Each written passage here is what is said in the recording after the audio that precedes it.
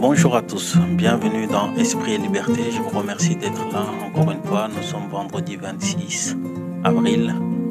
C'est un plaisir de vous retrouver et de continuer de parler la suite de l'initiation et de vous parler de l'initiation dans le milieu soninké, comment ça se passe de la naissance jusqu'à la mort. Et aujourd'hui, nous allons parler de l'âge de 42 jusqu'à 63 ans. Puisque je vous ai parlé de 0 à 7 ans qui est le degré inférieur et que nous savons que de 0 à 7 ans, l'enfant est avec sa maman.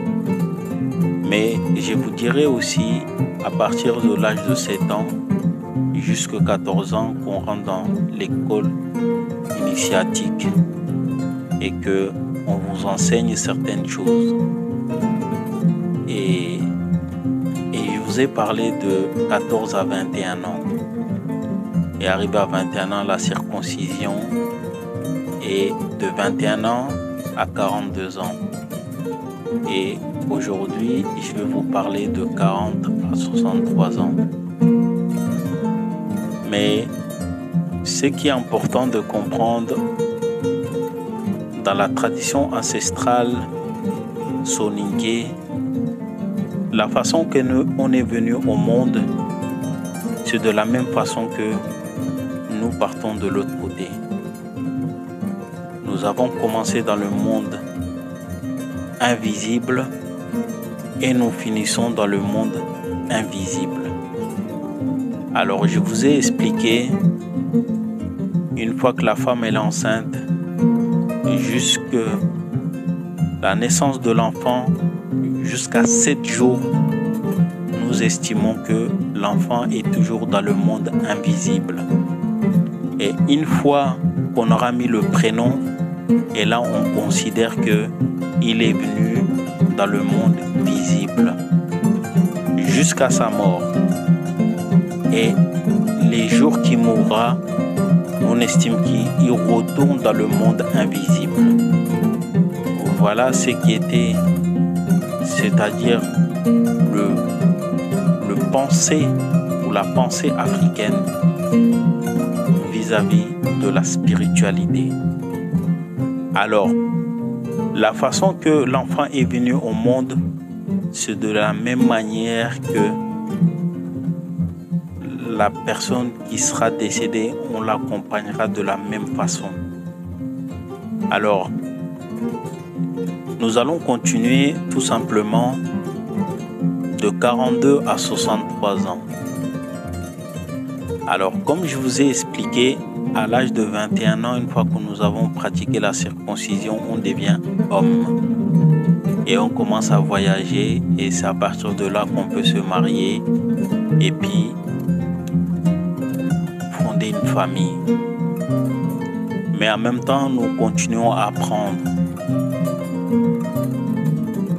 On apprend des enseignements, mais il faut savoir que, comme je le dis, chaque chose que l'Africain fait, il ne fait jamais au hasard. Et au niveau de l'initiation, comme je vous ai dit, il y a l'initiation des choses secrètes et des choses non secrètes. Et on est initié à chaque fois à certaines choses en fonction de l'âge et du temps. C'est-à-dire que, par exemple, je vous donne un exemple tout simple.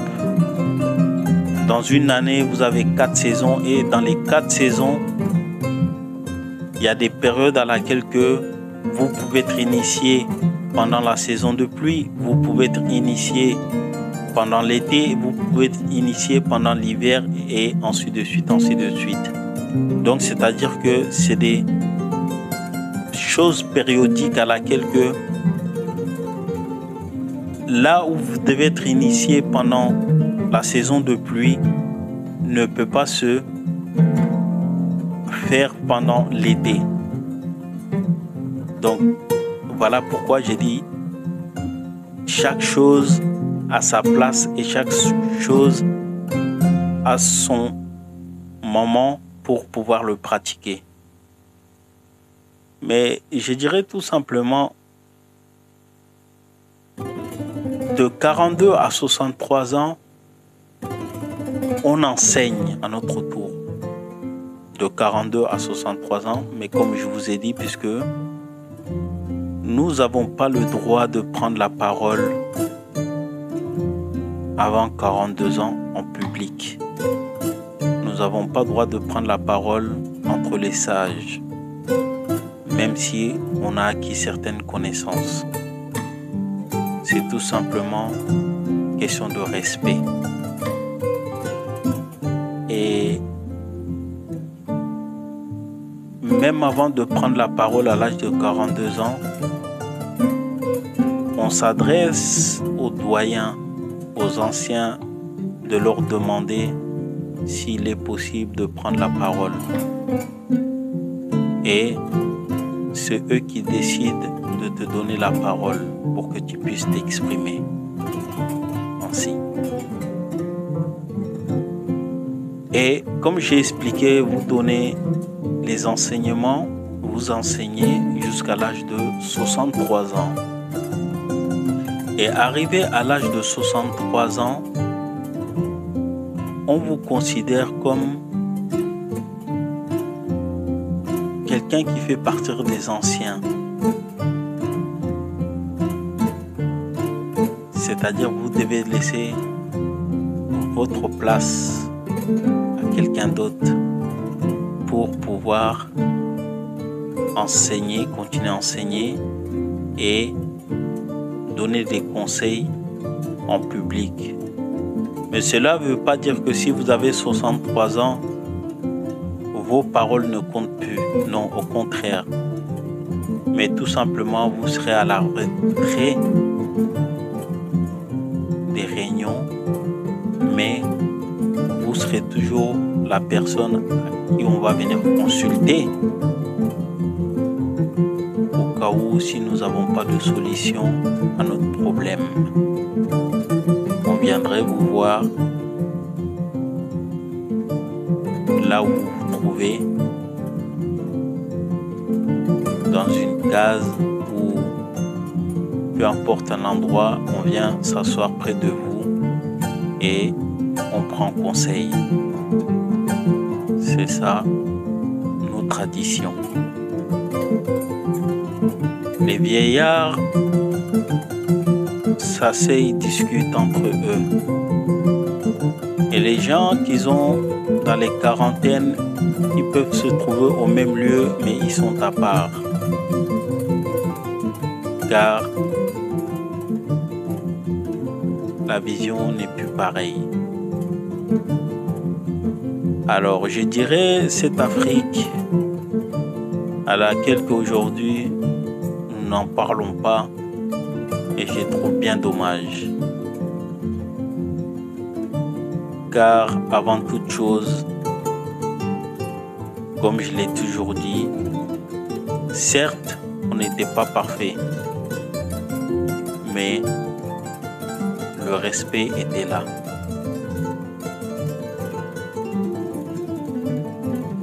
De 7 jusqu'à 63 ans, chaque personne connaissait sa catégorie, puisque on marchait par catégorie, par âge, et on savait qui et qui devait être ensemble pour discuter.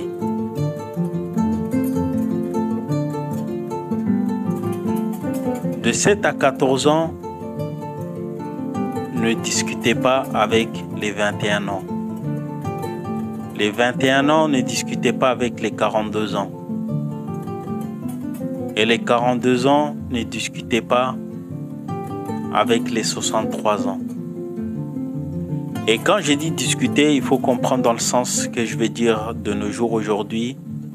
N'importe qui vient, s'assied près de vous et se mêle même des choses qui ne le regardent pas. Ce n'était pas le cas dans notre Afrique ancestrale. C'était le respect de toutes choses. Les femmes ne se mêlaient pas des histoires des hommes. Les hommes ne se mettaient pas dans les histoires de femmes. C'est quelque chose qu'on respectait. Et à vrai dire, même entre les femmes, c'était pareil que les hommes, chaque catégorie.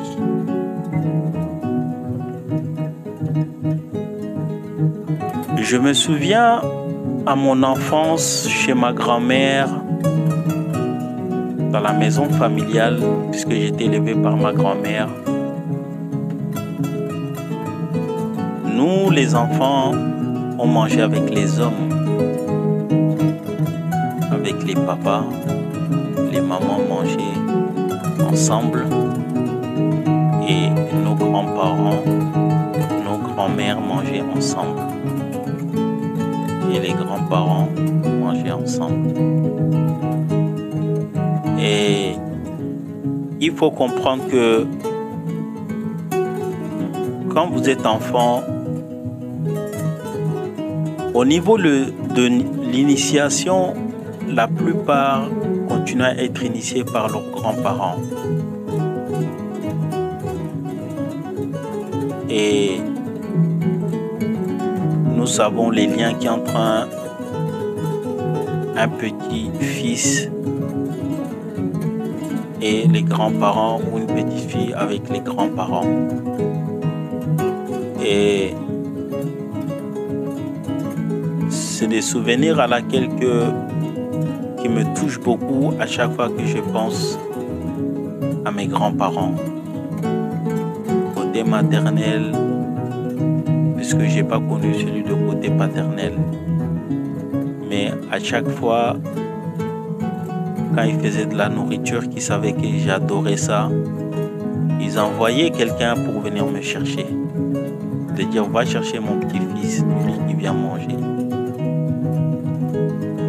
Et quand vous êtes dans les bras de vos grands-parents, que ce soit la grand-mère ou le grand-père, c'est là qu'ils vous racontent des histoires.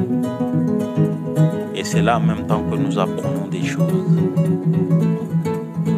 Et voilà pourquoi tout était précieux pour l'Africain. Et comme Amadou Ampateba disait, un vieillard qui meurt, c'est une bibliothèque qui brûle.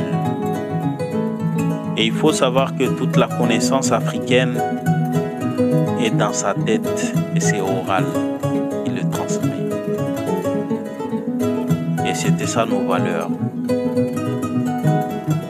Mais malheureusement, aujourd'hui, dans notre société, nous connaissons plus l'histoire, la culture des autres à travers les religions. Et je trouve ça dommage. Aujourd'hui, vous allez trouver un Africain qui connaît plus sur l'histoire des Arabes, sur l'histoire de l'Occident que sa propre histoire. Je n'ai rien contre, comme je l'ai toujours dit. Et c'est parce que moi j'estime est bon pour moi, je dois l'imposer aux autres. Mais je dis ceci aux Africains. Apprenez votre histoire. Et je sais qu'il n'est pas facile, mais il est toujours possible. On ne fait pas ce qu'on veut, on fait ce qu'on peut. Mais je dirais aux Africains, valorisez vous-même. Parce que quand je trouve un Africain qui me raconte l'histoire du prophète, de descendants, de ce qu'il faisait, son parcours, son généalogie, et que ces mêmes personnes ne connaissent rien même de ses propres parents. C'est quelque chose que j'ai remarqué, qui fait mal, mais chacun pense, chacun voit comme il veut. Et je dirais à certains Africains, n'ayez pas peur. N'ayez pas peur de rebrousser le chemin pour trouver votre vraie identité, peu importe. C'est vous. C'est votre esprit, votre cœur et votre âme. On n'est pas des êtres parfaits, mais nous ne sommes pas des êtres maudits comme les gens pouvaient nous faire comprendre.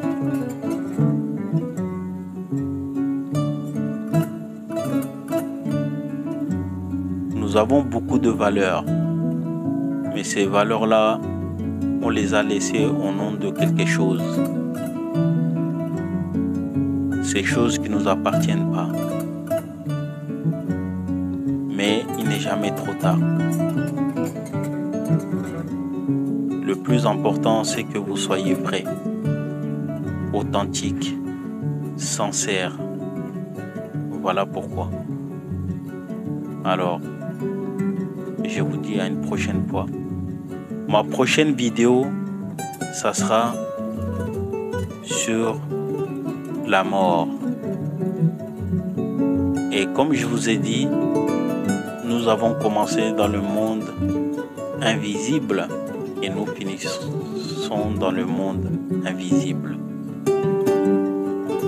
Comment nous voyons la mort, comment nous préparons les funérailles dans l'Afrique ancestrale soninké par rapport à aujourd'hui. Mais je dirais ceci, les gens qui pensent que à cause des religions qui nous ont ramené certaines choses, et je dirais tout simplement, il n'y a personne qui a montré au noir d'enterrer ses morts. Vous pouvez regarder partout, dans l'histoire, jusqu'aujourd'hui. Le noir a toujours enterré ses morts. Donc voilà, je ne vais pas être très long, mais tout simplement de dire merci à vous. Soyez bons, soyez aimables, soyez vivables. Et si vous existez, c'est qu'il existe aussi. Hommage au Créateur, le seul, unique, intouchable, invisible, insaisissable. Et je rends hommage à mes ancêtres lointains, jusqu'à mes ancêtres les plus proches. Remercier mes parents qui m'ont donné le souffle de vie. N'oubliez pas, si vous existez, c'est qu'il existe aussi. Je ne voulais pas trop rentrer dans les détails de l'initiation pour expliquer. C'est pas un endroit pour expliquer, mais tout simplement de dire, en gros, l'initiation n'est rien que la connaissance. C'est initier, c'est aller chercher quelque chose qu'on ne connaît pas et qu'on apprend, tout simplement. Et je vous dirai merci, à très bientôt dans Esprit et Liberté.